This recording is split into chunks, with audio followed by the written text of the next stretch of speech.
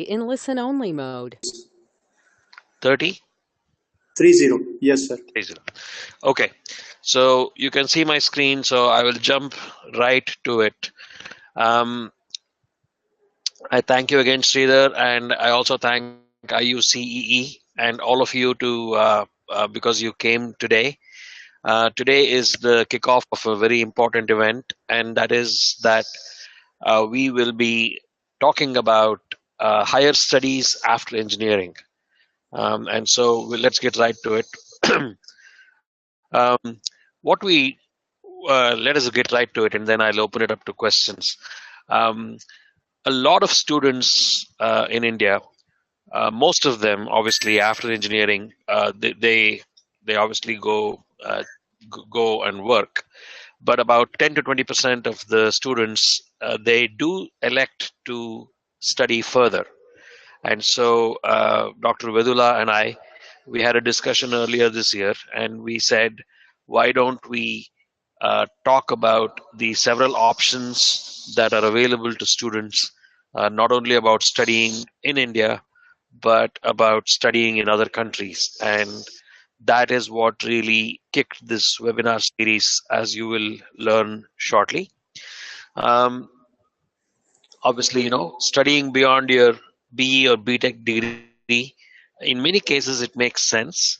The truth is that most placement and training departments in India, they generally do not provide assistance to students about higher education. If you go to the placement or training department, they might help get you an interview with a company.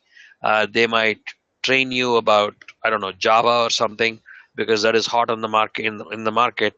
But in general, in my experience, they do not have a cell devoted to helping students about questions about higher education. And so we said, we have been doing this in India for at least 5 years now.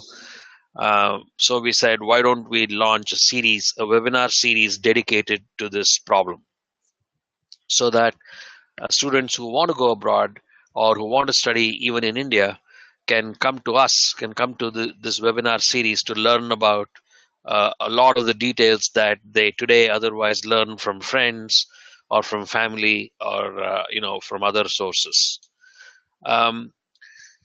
Why do we even talk about higher education? Well, obviously, there are quite a few careers. In fact, out of the 576 careers in the US Department of Labor database, this is a database that lists every career ever in the world. Out of 576 careers, nearly a quarter of them, they require, more than a quarter require some kind of education beyond your BE degree, right? BE or BTech degree. So if you want to be a college professor, or if you want to get an MBA degree or a law degree, obviously that is beyond your basic degree. And the question is, if you decide that indeed you want to study higher, the next question is, well, where do you study? And India obviously is the second largest provider of higher education in the world. So, but many students do not want to go to Indian institutions unless they go to like an IIT or an NIT, and we will talk about India separately. So the question really is, where do you want to go to study? And there are lots of countries to choose from, and we will talk about all of these options, all of these possibilities, the pros and cons of each of these countries in a series of webinars, which is the reason why we are kicking this off today. So I do not know how many of you know this, but there are 7 countries in Europe which offer full tuition assistance to Indians, to all foreign graduate students, for instance. So if cost is a primary concern, cost of paying tuition, there are quite a few countries where you do not have to pay anything to study. And frankly, you can even study in English. And then students have always gone to Australia, Canada, New Zealand, and so on. So we will talk about those countries as well. Although the work visa issues are a major problem in some countries like the UK and today even in Australia. So the most important point, and all of you, the 30 attendees today, I'm sure there are multiple attendees from some locations. The last point here is absolutely true. I've been in this country now for 30 years in the US, and I can tell you that no matter whether it's Trump or no Trump or whatever, the world's institutions, the world's companies are very hungry for young Indian engineering talent. So do not believe anything at all that you see or hear in the media. Don't believe anything that you hear from anybody. That but the demand is very, very high for young engineering talent from India, and so there are always great opportunities no matter where you go, even in India, right? So once we decide that we do want to go study further, and then obviously what helps you decide where you want to study would obviously be the cost. So um, it is pretty expensive to go to school in most countries. India is a great option when it comes to studying for a degree, because in most uh, upper, higher education institutions, you actually get paid by the government of India to study further. You get a stipend, which is great. So not only is your cost covered, your living expenses are covered to some degree, and that is a fantastic deal that India has had to make um, in order to encourage people to study further, to get into research and so on. So, but uh, other than India, of course, if you were to go to any other country, it is pretty expensive. The US is amongst the most expensive countries there is. Australia is even more expensive in most cases. The UK also is very expensive, and we will talk about these kinds of slides in the individual seminars. So, and if cost can somehow be overcome, then the next biggest issue in these days is not so much getting a degree, but what will happen after you get a degree. Clearly, if you're in India, that's not an issue. Uh, there are lots of job opportunities for MTech graduates or ME graduates coming out. You can go to industry, you can join the teaching profession, you can study further and get a PhD. There are so many opportunities, but abroad, the situation is changing rapidly. And the biggest issue, of course, is the work permit. How lenient is it in any country? That how lenient is it so that you can actually go legally and work? And we will talk about all of these issues for all of the countries in these coming seminars.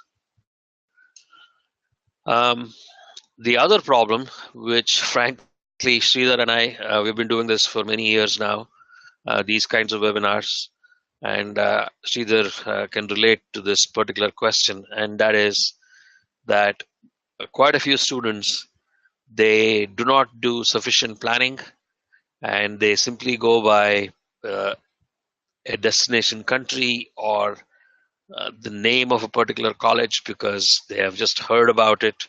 It sounds nice, or a friend of theirs went, and because they make poor decisions regarding what to study, where to study, and which institution to study in, they many times they get into trouble.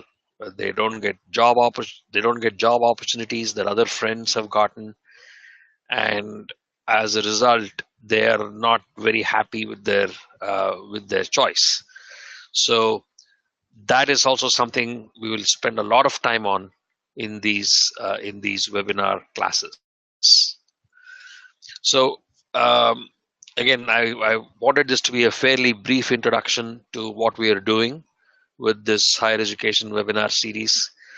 And so this is just an introduction. So I'll obviously open it up to questions, and I'll be here for whatever length of time that I need to be here. But the idea that Dr. Vedula and I and Sridhar, all of us came to a few months ago, was that we would offer 6 different webinars. So today is the introduction. This does not count as part of the 6. And so starting 2 weeks from now, actually I'll be in India 2 weeks from now. I'll be in India for an entire month, all of September. In fact, for the entire 6 weeks, I'll be in India. So the orientation town hall is a kickoff to a more in-depth kickoff into why we should study higher and what are the different higher education options we have. So that we will do at the same time as of today, exactly 2 weeks from now.